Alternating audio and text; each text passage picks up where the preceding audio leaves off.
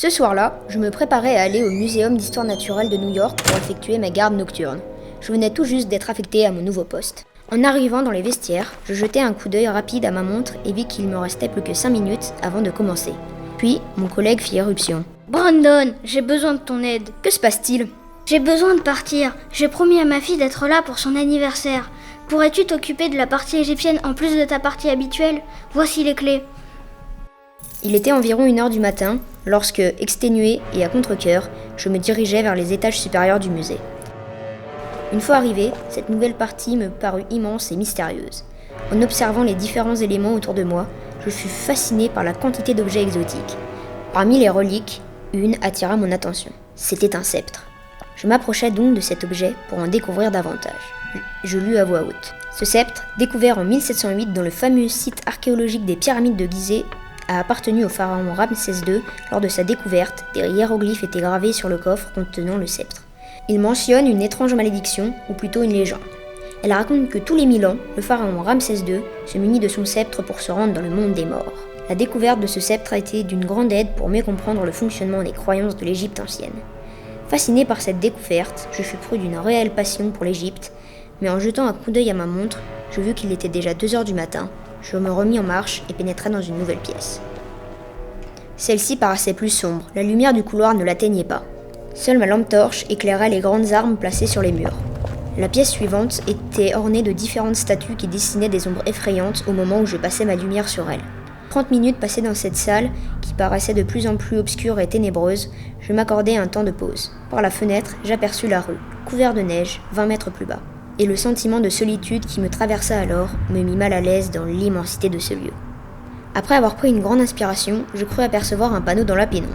C'était un plan du musée et je vis qu'il me restait une dizaine de salles à parcourir avant de finir cette interminable garde. 6 ou 7 salles plus loin, la fatigue ayant gagné mon esprit, je n'arrivais plus à compter. J'arrivais dans la partie où étaient exposés les pharaons. Je reconnus entre mille la sépulture de Ramsès II, fièrement placée au centre de la pièce. Toutes ces momies semblaient dégager une ambiance macabre. Je fis donc rapidement le tour des dernières pièces avant d'atteindre le fond du musée. Le mur du fond était couvert de photographies d'archéologues ayant participé aux diverses découvertes qui, de nos jours, remplissent ce musée. En examinant chacun de ces portraits, je ne vis pas le temps passer. J'étais peut-être là depuis 10, 15 minutes, voire même 20 minutes, quand soudain, ma lampe s'éteignit. Dans la panique, je cherchais machinalement une source de lumière. Quand je réussis enfin à activer la lampe de mon téléphone, je retournai précipitamment dans les salles précédentes. De retour dans la salle des pharaons, je perçus un objet qui me semblait familier aux mains de Ramsès II. Puis, dans la pâle lueur que dégageait mon téléphone, j'observai avec horreur l'objet en question. C'était le sceptre dans les mains de son propriétaire, affichant un visage impassible et sombre.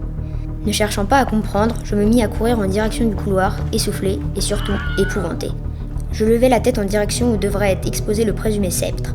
Un frisson me parcourut, le sceptre n'était plus là. Au même moment, j'entendis quelques pièces plus loin, une vitre se brisait violemment. Le bruit était tel qu'il me fit sursauter. La seconde d'après, j'eus une effroyable vision. J'imaginais l'énorme momie se mouvoir dans la pénombre. Mon premier réflexe fut de m'enfuir dans les vestiaires pour appeler la police. Le poste de police était proche du musée, ce qui permit à une petite dizaine d'hommes d'arriver en un rien de temps. À partir de là, tout était flou. Je me souviens avoir vu les policiers sécuriser les alentours du musée, puis l'une d'entre elles s'approcha de moi. Je suis la sergente McKinney. Est-ce vous qui m'avez appelé ? Oui, je suis... Vous sentez-vous bien ? Vous semblez pâle. Je suis seulement un peu perdue. Bien, nous allons procéder à une enquête. Je vous conseille de rentrer chez vous et de vous reposer. Recontactez-nous lorsque vous serez en mesure de témoigner. Après être rentrée chez moi, je ne pus trouver le sommeil. Trop de questions se baladaient dans ma tête. Était-ce une hallucination ? Aux alentours de 16h, je me rendis au commissariat pour témoigner. En chemin, j'aperçus un journal qui m'intriguait. Dessus, il était écrit en gros « New York Times, un vol en pleine nuit au musée ». La nuit dernière, plusieurs objets ont été dérobés au musée malgré les gardes présents. Le voleur se sera évadé par une fenêtre. Parmi les objets dérobés figurent un sceptre et une momie, Ramsès II. La mystérieuse disparition du pharaon est survenue 3000 ans après sa mort. Cette nouvelle me laissa perplexe et la malédiction du sceptre me revint immédiatement en tête. Aurais-je assisté au 3e réveil du pharaon ?